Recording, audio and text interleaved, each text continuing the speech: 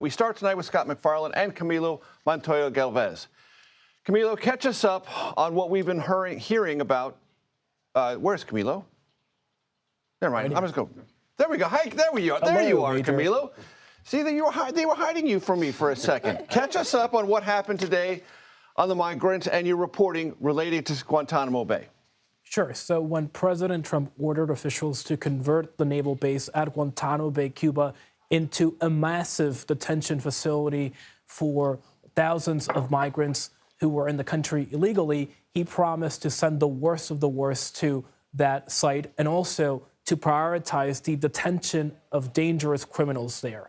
But we have found that according to the agreement between the Departments of Defense and Homeland Security governing the operations at Guantanamo Bay, the administration gave officials broad and wide-ranging discretion, Major, to decide who to send to Guantanamo Bay, including the ability to transfer detainees there who lacked any serious criminal record in the U.S. or any at all. The conditions are very broad and sweeping in scope and include migrants who are suspected of using a smuggler, Major, to enter the U.S. illegally.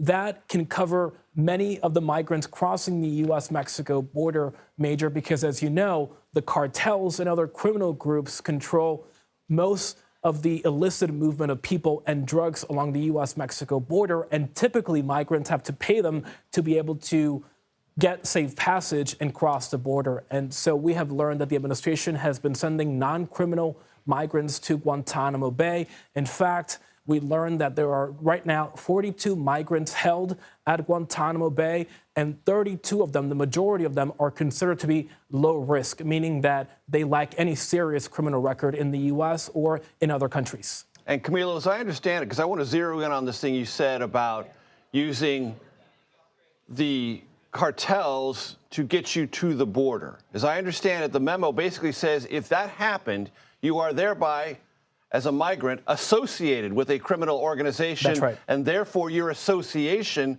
makes you eligible for this deportation to Gitmo, even though you have no criminal record. And the memo, Major, is actually more sweeping than that definition. If officials cannot adequately and accurately determine the nature of the entry of a migrant into the U.S., they can still assert that the migrant likely paid a smuggler to enter the U.S. if that person hails from a country where the majority of people use a smuggler to enter the U.S. So there's no criminality assessment here to send migrants to Guantanamo Bay, and the criteria are very broad in scope. Understanding how this happens begins and ends with memoranda like this. Exclusive reporting from Camilo Montoya-Galvez. I'm so glad we found you on camera. That's a great relief to me. Great reporting. Thanks so much, Camilo. Thanks, Major. Scott MacFarlane is here. Olivia Rinaldi is here. Scott, catch us up on what we led off the show with. Judge Boasberg saying that there is probable cause to believe criminal contempt could be the next step in this ongoing clash with the Trump administration over the flights of Venezuelan alleged gang members to El Salvador. These March 15th deportation flights have triggered this marathon of legal cases, and we're still somewhere around the middle mileposts, but we've hit a big milepost today. The chief judge here in Washington, James Boasberg, says there's probable cause to believe the Trump administration has engaged in contempt of court. That is a big, provocative accusation to make or order for a judge to issue. And the contemptuous behavior is basically not responding and not explaining why certain actions were or were not taken after an oral and then written order from the court. Yeah, what's more, I mean, he ordered the planes turned around, if necessary, to keep those deportations from happening until he could review whether there was due process or not. The planes weren't turned around. He's been asked declarative point-blank questions in the months since, hasn't gotten answers to his questions, so he's starting a process. Now, what happens next? If there's a contempt of court finding by the judge, he will allow the person accused, in this case the Trump administration, to purge that contempt. You want to honor the initial order? You want to do something else to rectify the matter? You can do that.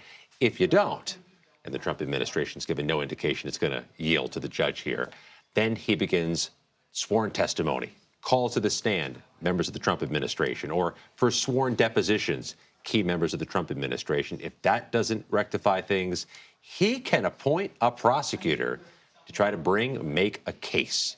That's going to take months, which is why I say we're in a marathon and we're at some uncertain milepost somewhere in the middle. And Scott, we've discussed this before, but I think it's worth laying down again, as often as we talk about this. There's the court process, then there's the political conversation about it. And the White House believes fundamentally it is winning the political conversation about this. Let's look back at this day in which a federal judge found probable cause the Trump administration was in contempt of court on the deportations. The U.S. Attorney General had a news conference this morning on an unrelated topic, talked about the deportations. The White House called an emergency briefing this afternoon with the press secretary and a family impacted by gang violence, talking about deportations. And oh, by the way, they also posted out old court records involving one of those deportees, Kilmar Abrego Garcia, on their social media platforms. They seem to be rushing toward this topic and this debate.